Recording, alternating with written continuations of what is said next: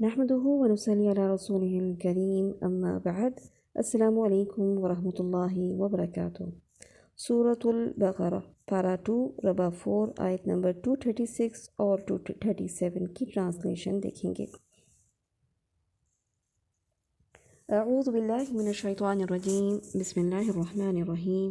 اللہ سبحانہ وتعالیٰ بیان فرماتا ہے، لا جناح علیکم، لا نہیں، جناح کوئی گناہ، علیکم تم پر، کب تم پر کوئی گناہ نہیں، ان اگر طلقتم طلاق دے دو تم، کن کو، النساء عورتوں کو۔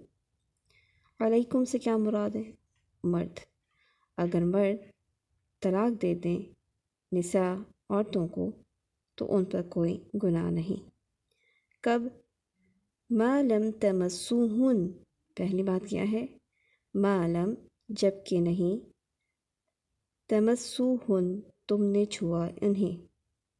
نمبر 2، او تفرضو یا تم نے مقرر کیا، لہن ان کے لیے، فریضہ کوئی مہر، یعنی تم پر کوئی گناہ نہیں اس بات پر کہ تم نے طلاق دی عورتوں کو اس وقت جب کہ تم نے انہیں چھوا نہیں یا ابھی حق مہر مقرر نہیں ہوا تھا۔ اگر ایسی عورت کو طلاق دیتے ہو تم تو تم پر کیا لازم ہے؟ وَمَتِّعُوهُنَّ، اور مال و متاع دو انہیں، یعنی اگر ایسی عورت کو طلاق دی ہے جس کا ابھی حق مہر بھی مقرر نہیں ہوا تھا تو کیا کرنا ہوگا؟ تمہیں ان کو فائدہ پہنچانا ہوگا۔ کتنا فائدہ، کتنا مال دینا ہوگا؟ علی الموسع قدرہ، علی اوپر، موسع یعنی وسعت والے، جس کے پاس مال زیادہ ہو تو وہ کتنا دے گا؟ قدرہ، جتنی اس کے پاس قدرت ہے اس کی وسعت کے مطابق۔ وعلی المقتر، اور اوپر، علی المقتر، مقتر تنگ دست، جس کے پاس مال کم ہے وہ کتنا مال دے گا؟ قدرہ، اس کی وسعت کے مطابق، جتنی اس کے پاس قدرت ہے۔ متاعا بالمعروف، فائدہ پہنچانا ہے معروف بھلے طریقے سے۔ حقا، حق ہے، علی المحسنین، اوپر نیکی کرنے والوں کے۔ یہ کس پر واجب ہے؟ جو محسنین ہیں، جو نیکی کرنے والے ہیں۔ یعنی اے مردوں، اگر تم اپنی بیویوں کو چھونے اور مہر مقرر کرنے سے قبل ہی طلاق دے دو تو تم پر کوئی گناہ نہیں، اگرچہ اس میں عورتوں کے لیے نقصان ہے، تاہم متاع طلاق سے اس کی تلافی ہو جاتی ہے۔ بس تم پر لازم ہے، واجب ہے کہ تم ان کی دل جوئی کی خاطر ان کو کچھ مال ضرور عطا کرو۔ علی الموسع قدرہ وعلی المقتر قدرہ، فراخ دست پر اس کی طاقت کے مطابق اور تنگ دست پر اس کی وسعت کے مطابق۔ یہاں پر علی، یہ جو علی آپ کو نظر آ رہا ہے کا استعمال کس کے لیے ہے؟ وجوب کے لیے، یعنی یہ واجب ہے کہ اگر حق مہر مقرر نہیں بھی ہوا تھا اس کے باوجود بھی کچھ نہ کچھ مال دینا ہے، یا ہم بستری نہیں بھی کی تھی اور اس سے پہلے ہی طلاق دے دی ہے تو بھی لازم ہے کہ کچھ نہ کچھ عورت کو دیا جائے۔ یعنی اللہ تعالیٰ نے مردوں کو اس بات کی اجازت تو دے دی، لیکن اس میں عورتوں کا نقصان ہے، اس نقصان کو پورا کرنے کا طریقہ بھی بتایا گیا۔ مطلقہ کو خرچ دینا لازم ہے اور اس کا مرجع عرف ہے جو کہ زمان و مکان کے اختلاف کے مطابق مختلف ہے، یعنی کتنا مال دیا جائے۔ کہا گیا متاعا بالمعروف، معروف طریقے سے۔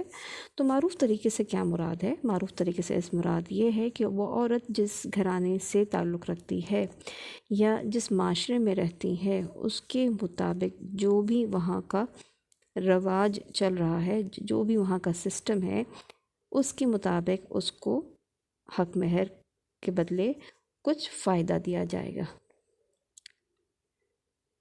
نہ ایسا کیونکہ بالکل نہ دینے کے برابر ہو، اور نہ ہی اتنا زیادہ کہ جو مختلف لگ رہا ہو۔ معروف طریقہ یعنی درمیانے طریقے سے انسان کو چاہیے کہ وہ فائدہ پہنچائے۔ بس یہ حق واجب ہے، کس کے اوپر؟ علی المحسنین، نیکوکاروں پر، اس لیے ان کو اس حق میں کمی نہیں کرنی چاہیے۔ ساتھ میں یہ بات بھی یاد رہے کہ علی المحسنین سے کیا مراد ہے کہ ہر شخص نیکی میں کیا چاہتا ہے کہ اس کی نیکیوں میں اضافہ ہو اور کمی نہ ہو۔ تو اس کا یہ ہرگز مطلب نہیں ہے کہ صرف جو محسنین ہوں گے اور ان کے اوپر واجب ہے، باقی لوگوں پر واجب نہیں، بلکہ ہر مسلمان شخص کیا چاہتا ہے کہ وہ احسان کرنے والا ہو، اور اسی لیے کہا کہ یہ حقاً علی المحسنین کی اس کی مزید اس کی طرف رغبت دلانے کے لیے، اس طرف مائل کرنے کے لیے، موٹیویٹ کرنے کے لیے کہ یہ ایک اچھا انسان، احسان کرنے والا وہ شخص یہ لازمی طور پہ یہ کرے گا کیا کہ وہ فائدہ پہنچائے۔ سورہ احزاب میں بھی مزید اس کے بارے میں بتایا گیا ہے کہ ہاتھ لگانے سے پہلے طلاق کی صورت میں عورت پر عدت بھی نہیں ہے، بلکہ وہ شوہر سے رخصت ہو کر فوراً نکاح کر سکتی ہے۔ یعنی یہ ایک مزید بات ہے کہ ایسی عورت جس کے ساتھ اس کے شوہر نے ہم بستری نہ کی ہو، اس کو طلاق ہو جاتی ہے، تو ایسی عورت کے اوپر عدت نہیں ہوتی۔ آگے چلتے ہیں، آیت نمبر 237 دیکھیں گے۔ اللہ سبحانہ وتعالیٰ فرماتے ہیں وَإِن طَلَّقْتُمُوهُنَّ مِن قَبْلِ، وَإِن اور اگر، طَلَّقْتُمُوهُنَّ اگر طلاق دے دو تم انہیں، من قبل اس سے پہلے، کس سے پہلے؟ حق مہر مقرر کیا ہو اور چھونے سے پہلے طلاق دی ہو تو حق مہر کتنا ہوگا؟ اب اس کی بات ہو رہی ہے، اور سے دیکھیں، حق مہر مقرر ہو چکا۔ پچھلی آیت میں ہم نے کیا بات کی تھی کہ اس میں حق مہر مقرر نہیں ہوا تھا، یہاں پہ حق مہر مقرر ہو چکا ہے لیکن ہم بستری نہیں ہوئی۔ یاد رہے کہ چھونے سے مراد یہاں پہ ہسبینڈ اینڈ وائف کا تعلقات مراد ہیں۔ تو کیا فرمایا گیا کہ اس سے پہلے ان تمسوہن، کہ تم نے چھوا انہیں، اس سے پہلے تم نے طلاق دے دی ان کو، تو وقد فرضتم اور تحقیق مقرر کر دیا تھا، لہن ان کے لیے، فریضہ کوئی مہر۔ تو اب کیا کیا جائے گا؟ فنصف ما فرضتم، تو آدھا ہے اس کا جو مقرر کر چکے تم، فنصف ما فرضتم، تو آدھا ہے اس کا ما فرضتم جو تم مقرر کر چکے۔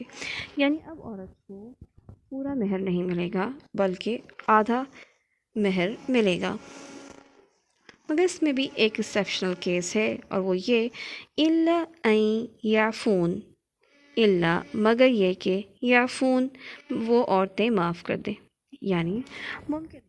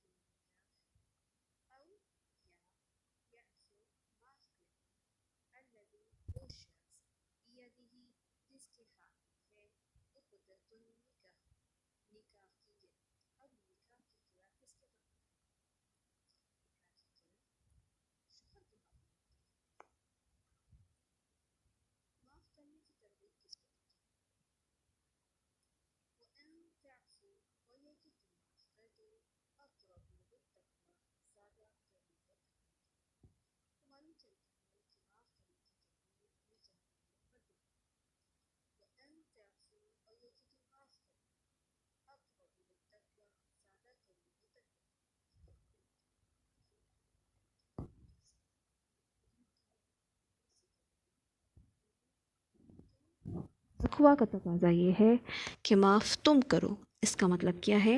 یعنی حق مہر آدھا دینے کے بجائے تم وہ حق مہر بھی جو معاف کر دیا گیا ہے تم سے کہ تم نہ دو، وہ تم دے دو، یعنی پورا حق مہر دے دو۔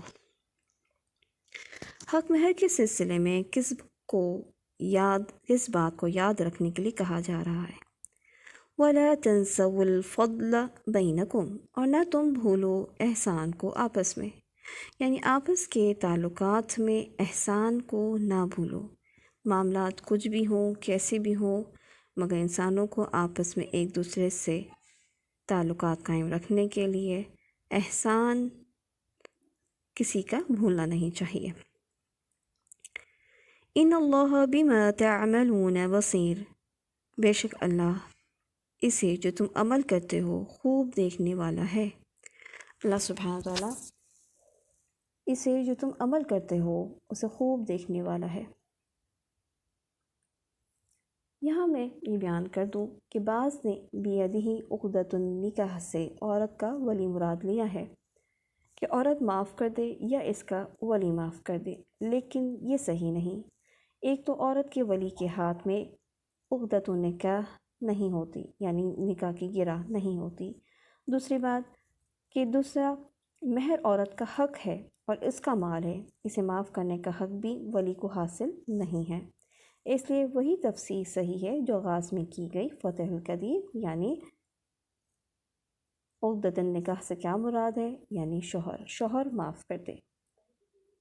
تو شوہر معاف کر دے مطلب کیا ہے کہ اگر وہ پہلے ہی حق مہر دے چکا تھا تو وہ واپس آدھا مہر نہ لے، اور اگر اس نے مال نہیں دیا تھا، حق مہر بھی نہیں دیا تھا، تو وہ عورت کو پورا کا پورا مہر دے دے۔